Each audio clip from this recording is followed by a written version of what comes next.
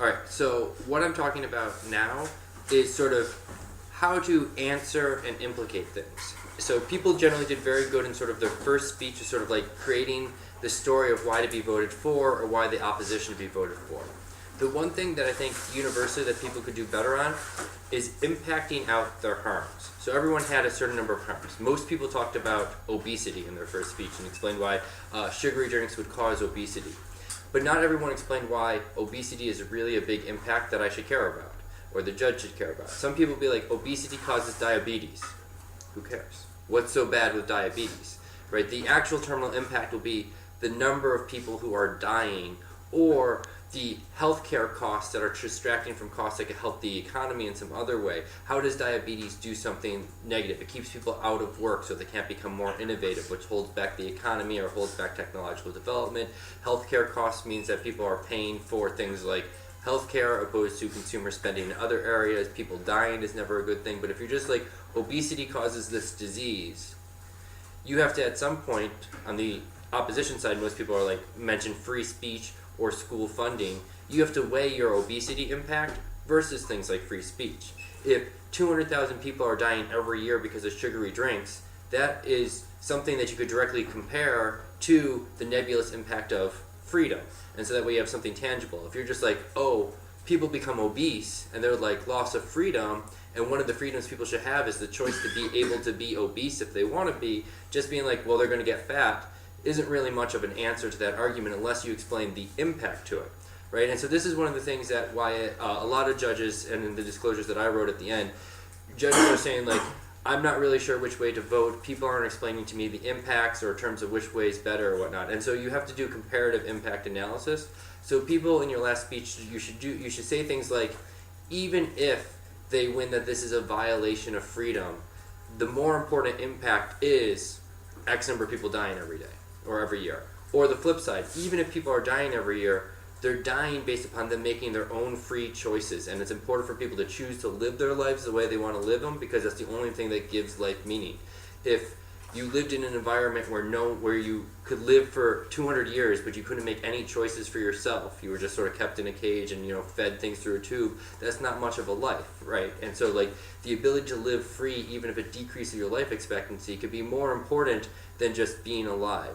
But people aren't doing that level of comparative analysis. Most of the debates end with one side being like obesity and the other side being like freedom of speech, and then the two aren't really clashing. And how you create that clash is by sort of assume the world where your opponent wins that argument, and then explain why you still win that argument despite what your opponent said. And so that way you could be like, if you're on the opposition side, you're like, first, sugary drinks don't cause obesity. Second, even if they do cause obesity, that doesn't matter because these freedom issues are more important than the terminal impact of obesity, which is just dying, right? So assume the best version of your opponent's argument and assume that the judge might believe that their argument is true, and then explain why, even if it's true, you should still win that round by doing comparative impact analysis and sort of comparing those sort of two things. Yeah? So you can literally say that the other person might be correct, but that you're not necessarily more correct, that your answer is just less harmful, just percent away. Like, right. One good thing that you could do is admit arguments that you agree with in your opponent. Be like, I agree on this point, but you don't win the round just because you win that point. There's other things that are more important, right? Like I'm sure that you've all gotten into arguments with friends where they list a whole bunch of arguments, and half of the things they say don't really answer what you're really saying, right? If you're going for freedom, it doesn't matter if people are dying. It doesn't matter if they're not getting a good education. All that matters is the question of freedom being more important. So they could be right about 100% of their stuff and still lose that debate round if you can win that the principle of freedom outweighs sort of the utilitarian values of keeping people alive or keeping people healthy and stuff like that. And just as true in the reverse. You could say, yes, we're taking away freedom, but taking away freedom in this instance is a good one. We have all sorts of limitations on freedom throughout the U.S., right? You can't just murder people. You can't just, smoke inside of a classroom, various different things because of the consequential health effects. So there are limits to freedom, and you can win that this limit on freedom is a beneficial one. So you'd be like, yes, we agree. We do limit freedom. Irrelevant, though, because this impact is more important. And so this is especially true, like a lot of you in your first speech have a couple of reasons why sugary drinks are bad and why they should be banned from schools. It hurts attention, it causes mental health issues, it causes obesity, things like that. It causes the corporatization of school places. So there's like 4 different harms at that point.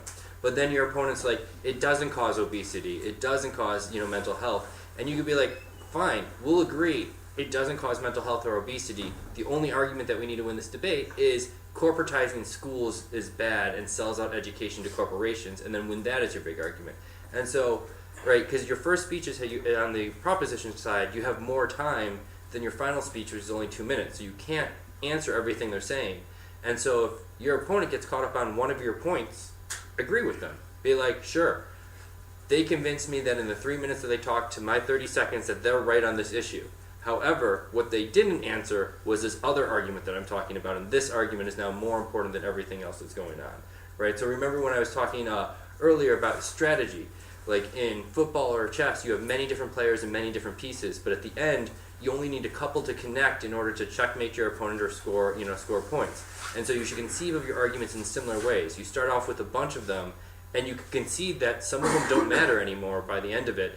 All you need to do is win a single argument for why you deserve to win the debate round and explain why that argument is the most important thing, and that's all that matters, right? Like if you have an argument with your friend about whether you should go to the movie or downtown, you might start off with 10 reasons on each side, but whoever has the single best reason at the end is going to be the decision maker, right? And so the rest is sort of like, let's see how it goes, but in the end you need to win a single reason for why you should be voted for. And it should be more apparent in everyone's last speech using terms like, you should vote for me because.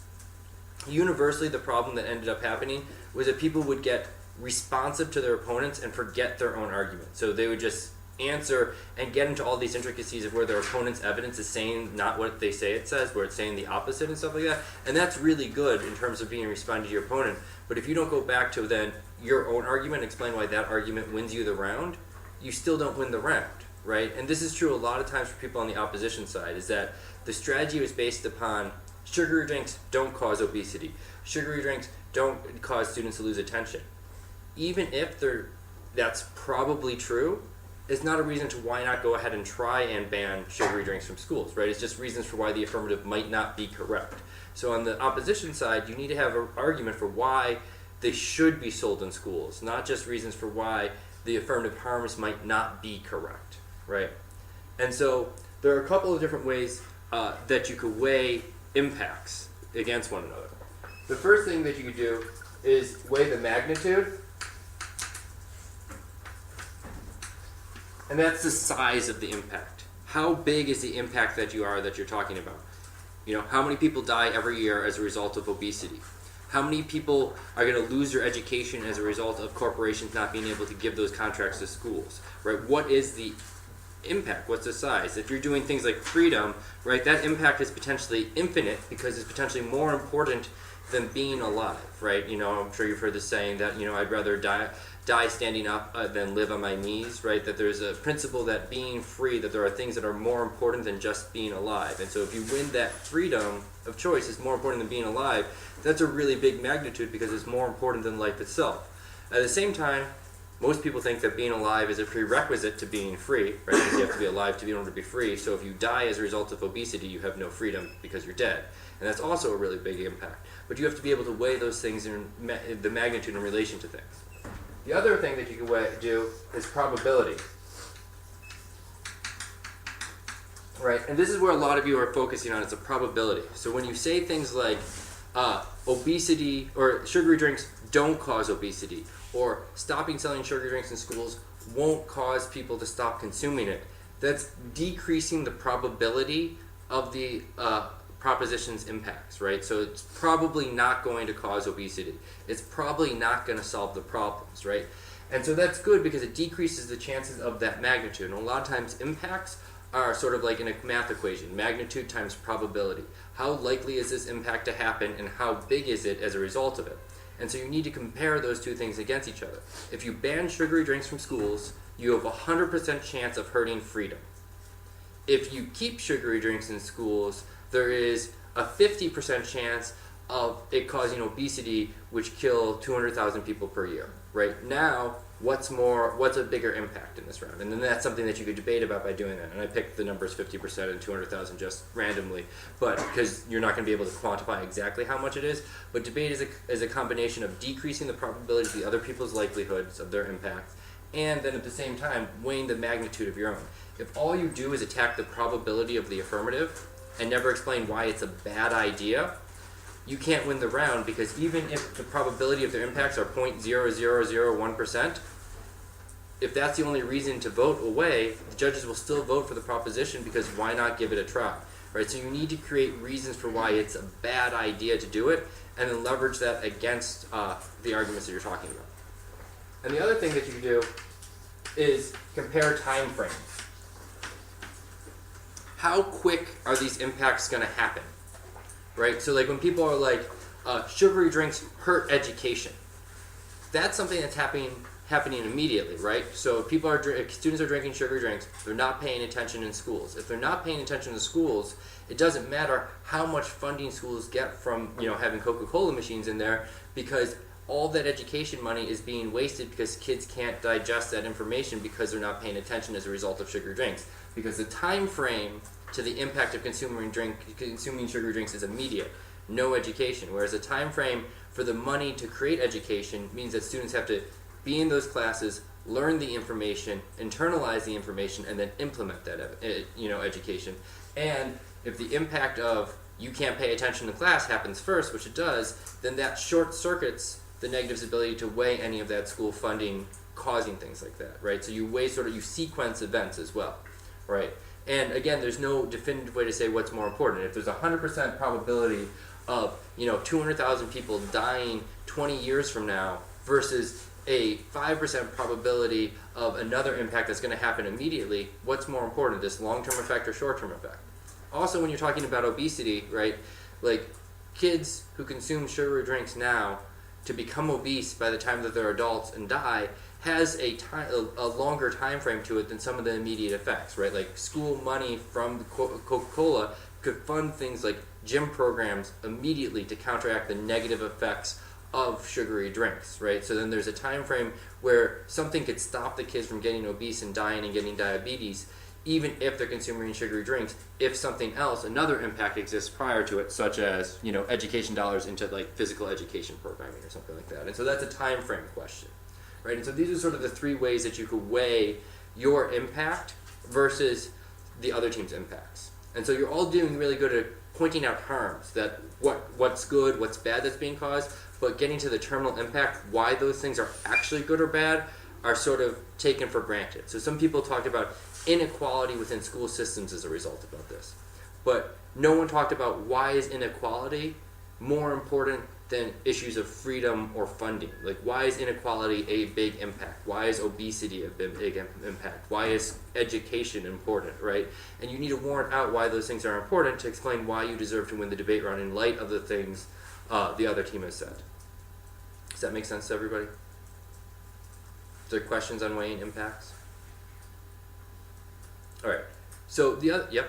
At what point do you want to go that into a certain impact? Like in your opening speech, do you want to list as many problems with sugary drinks as possible, and then see with the opponent which one they refute, and then the ones maybe they don't refute, you then go on? That would be my strategy. In my first proposition speech, I would list like 3 or 4 impacts that I feel like that I could win. And then after hearing the first opposition speech, I would then in my second proposition speech collapse down to maybe 2 out of my 4.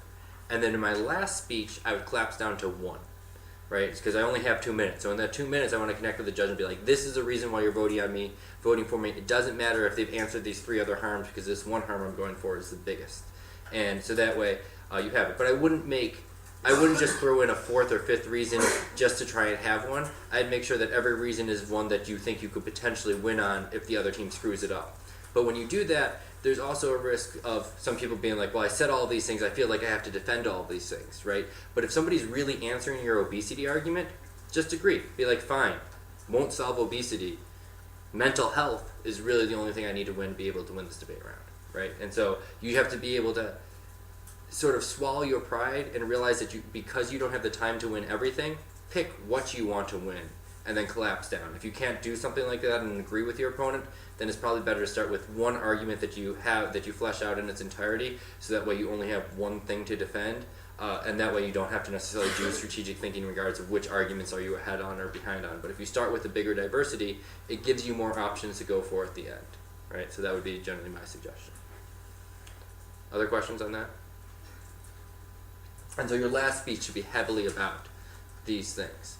Your earlier speeches don't have to be as much about that, because the earlier speeches is about outlining your arguments, but in your last speeches you really want to be like, I win because we have the biggest magnitude with the greatest probability, and that impact happens immediately. So the other thing is, how do you compare stuff, right? Pretty much everyone was like, causes obesity. No, it doesn't cause obesity. Banning it will stop kids from consuming it. No, it won't. They'll just get it from otherwise. And everybody had, relatively decent citations on it. So how do you compare these things as a result? The first thing is that you can compare is date of publication. When was your article or study published?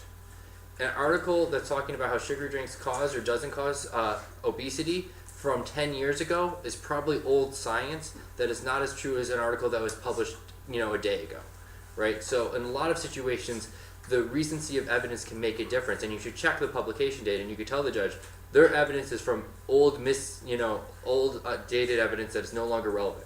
And remember, Google Scholar, if you take their site and you put it into Google Scholar, you could click cited by, and you might even find a more recent publication that disproves the sources that exist, the source that your opponent used. Or, just figure out what date it is and then get a more recent article that responds to it. Now, if you're more recent by like a week on something like obesity, that's probably not a good reason for why that article is that much better unless they had like this new amazing discovery within it. So it doesn't always make sense, but if you're talking about a couple of years, science advances relatively quickly and it could make a difference.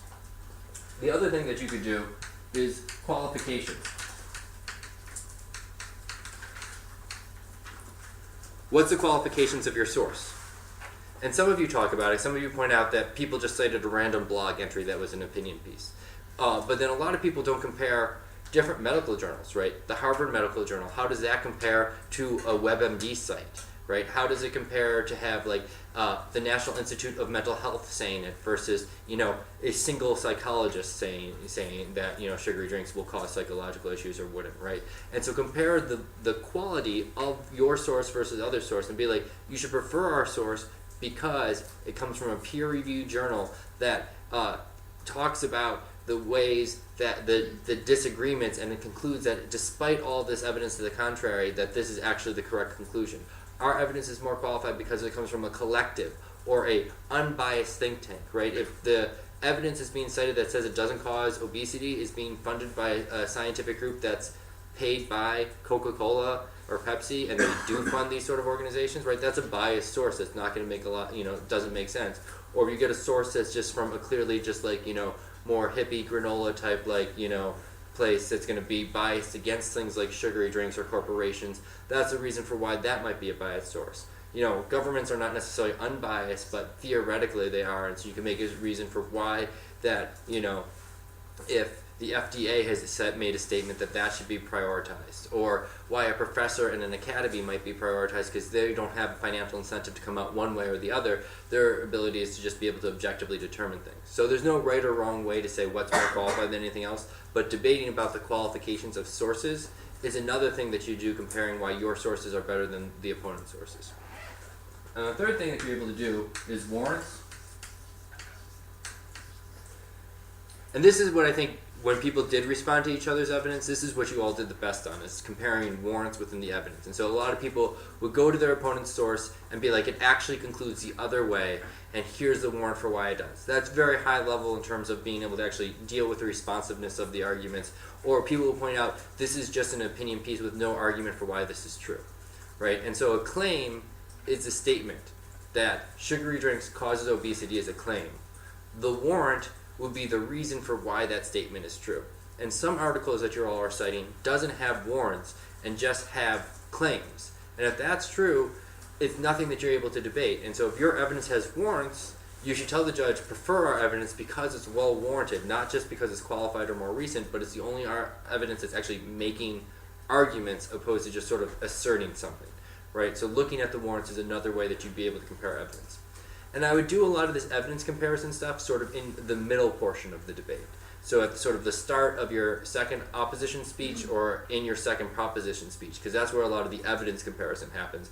Whereas in the last speech, you don't have as much time, and towards the end of the second opposition speech, you want to be explaining why you win the round, which is impact analysis. In the middle portion is where you really want to compare evidence quality.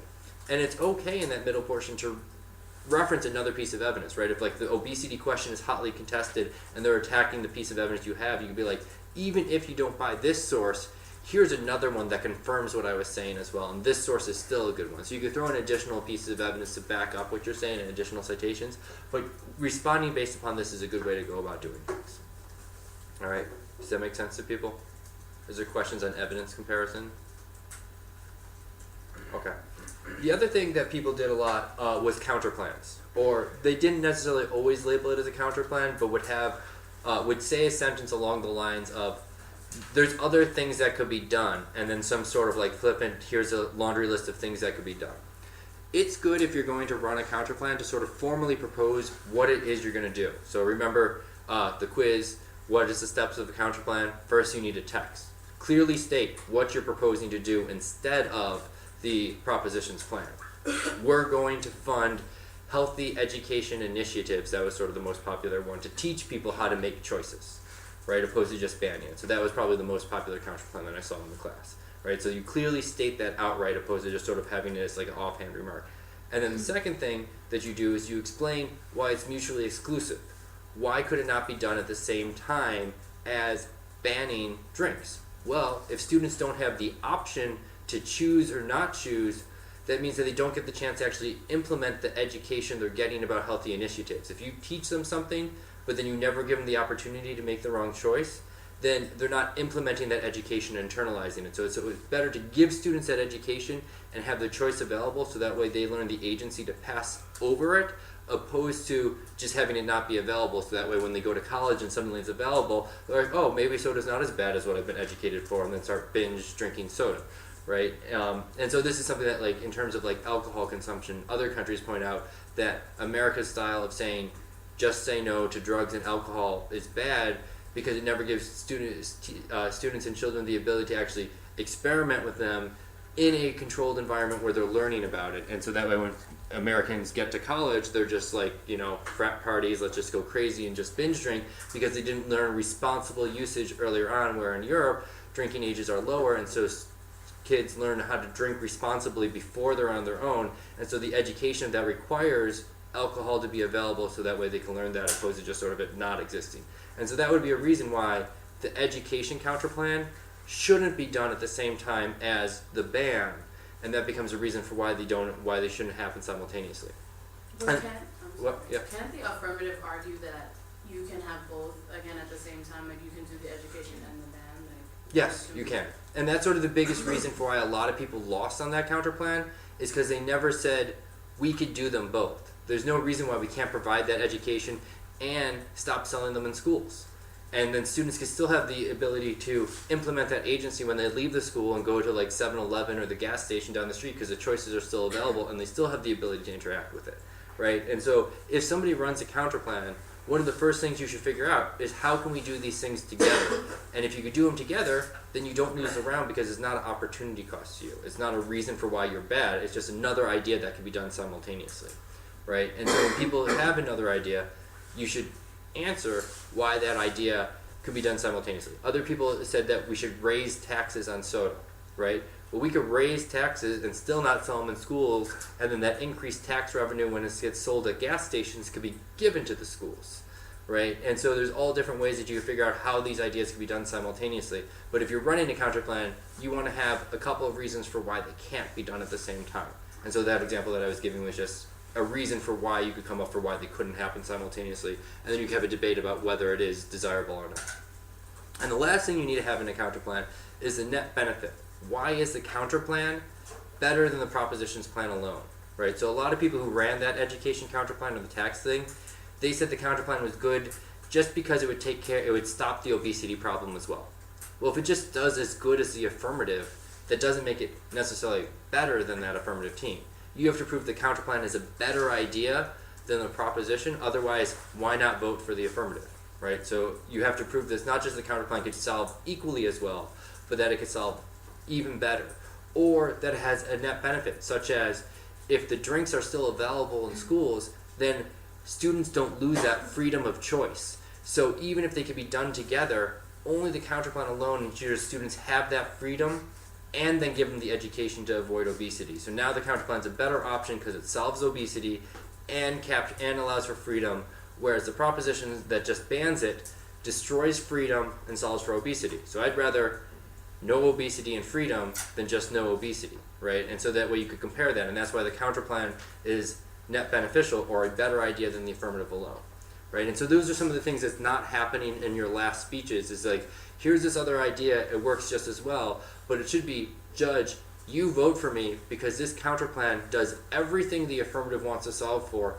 and has this extra benefit for why we deserve to win the round that the affirmative doesn't solve for. And if you do them together, we can't get that extra benefit, right? If we ban them and we increase taxes, we can't get that tax revenue because we're not selling them, right? That's a reason for why they can't be done simultaneously. And then that tax revenue is good because it could fund all these other sorts of initiatives, right? And so you need that sort of comparative analysis on why the counterplan is better than the affirmative plan, all right? And that's sort of how you deal with sort of counterplan debates and how you should more formally present it. You should be like, we have a counterplan, or we have another proposal that we think, or in this case I think, is better.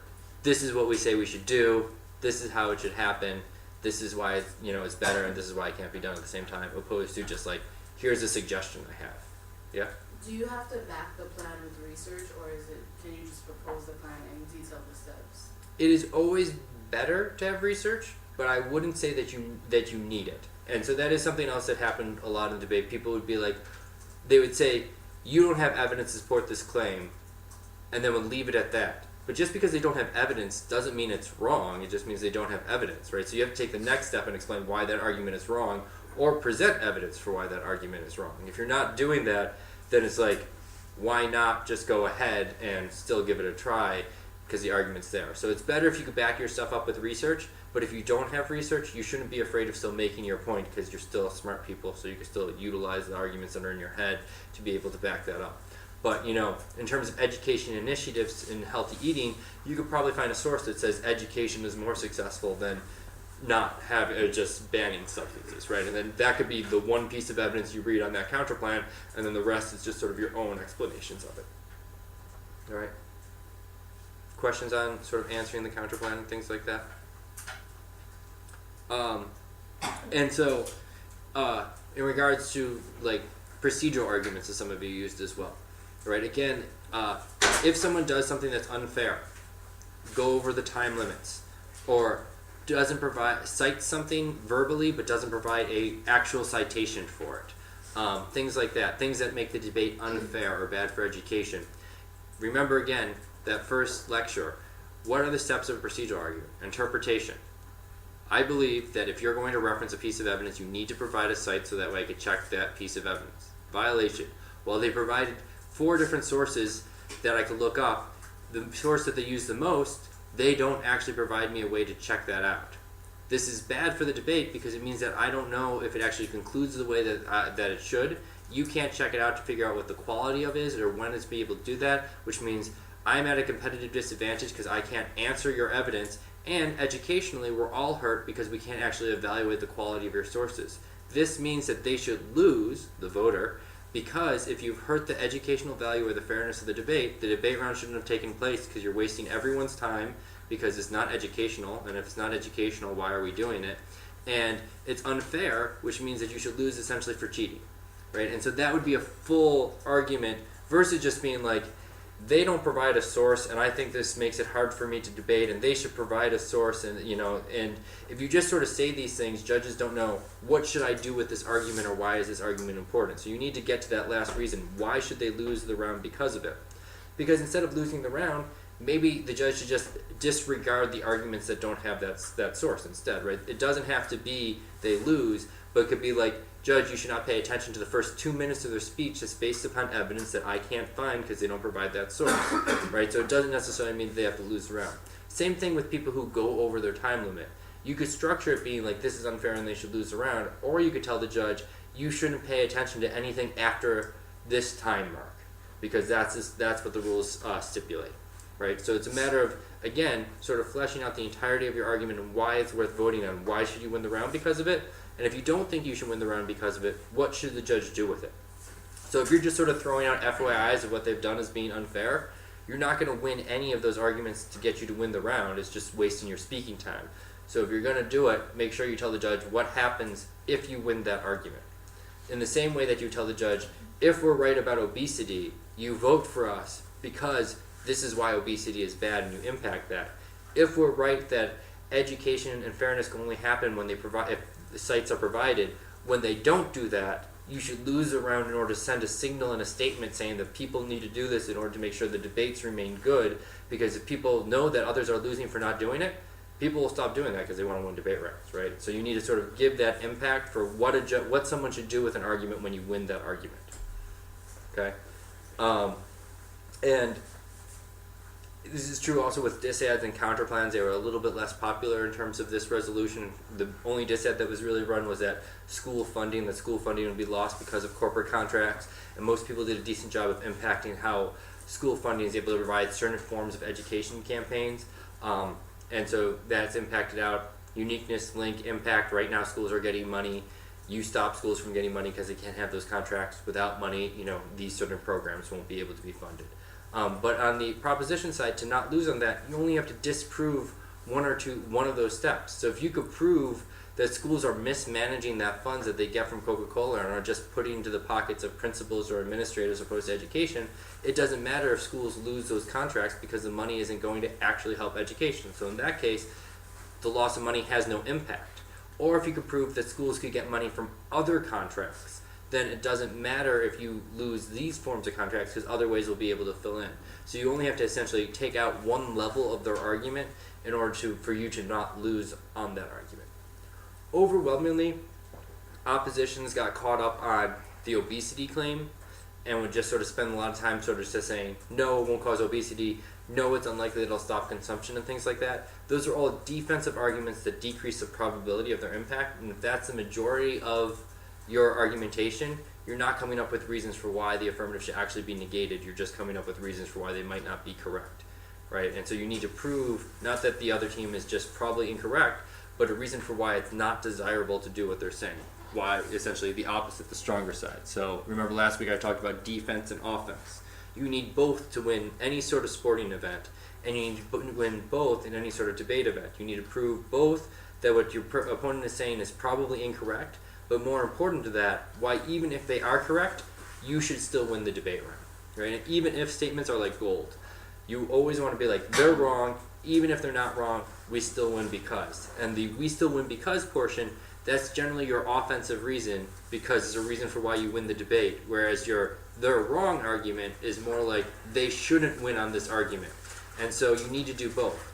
They shouldn't win and I should win. And a lot of people got caught up on they shouldn't win was the predominant way that they would go about sort of dealing with your last speech. And instead of putting the emphasis on why your opponent shouldn't win, put the emphasis on why you should win, and then also explain why they should win, right? So it's a slight difference in the way that you word things, but it's a very important difference.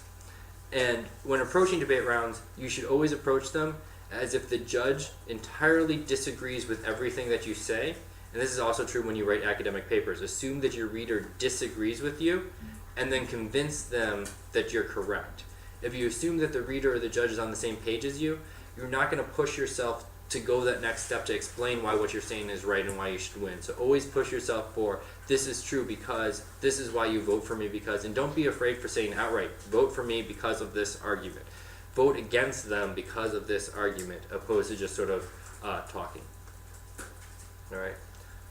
And then also, on the opposition side, it was very scary when I saw people only use 2 minutes of their second opposition speech.